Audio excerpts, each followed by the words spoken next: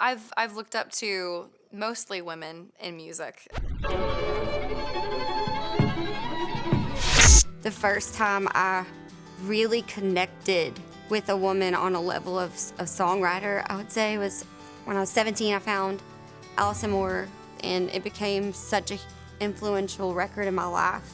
She was a woman singing about cheating and lying and drinking and sadness, and when I started to try to write, Allison sort of opened my eyes to this different way you could be as a female writer. I think for me, somebody that always stood out was Reba. To see a strong, gorgeous, ridiculously talented woman who came from a talent, a place like mine, absolutely dominating country music. Everybody knows Reba. She doesn't even need a last name. She's just Reba. That's how iconic she is.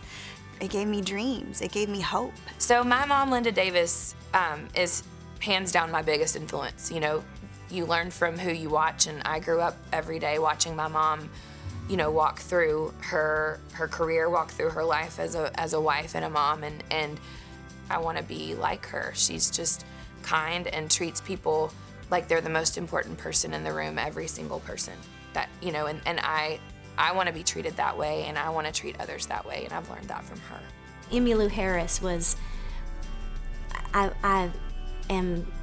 she's my girl crush. I love her so very much, and the first record I ever had as a child was hers, Roses in the Snow, and I learned it backwards and forwards. I think Shania Twain is my biggest influence, just because not only was she an incredible singer, songwriter, but she's such an incredible performer, and just the way that she made her music videos and her style and her performance style, I think that she just made the genre bigger, because she didn't care what people thought of her, she just did her thing, and in doing that, I mean, she's Shania Twain.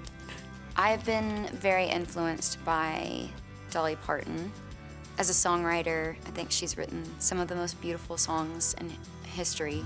I mean, without a doubt. I just don't think there's a human alive that doesn't love Dolly Parton. So it's like she's achieved so much and didn't listen to anyone. Like, she knew her path. She knew she wanted to be worldwide. She wanted to be crossover, and she made it happen. Well, I was really a fan of the trio records that were out, which was Dolly and Linda Ronstadt and Emmylou Harris. I was very drawn to those records. I also loved just the era of watching, and they're still making beautiful records, Martina and Trisha and Faith and all these like just diva singers that were just killing it. I mean, just out there owning the stage, and I long for those moments. When you talk about like, why not on country radio right now, I'm not really sure, and we're lucky to have all the women that are being celebrated tonight.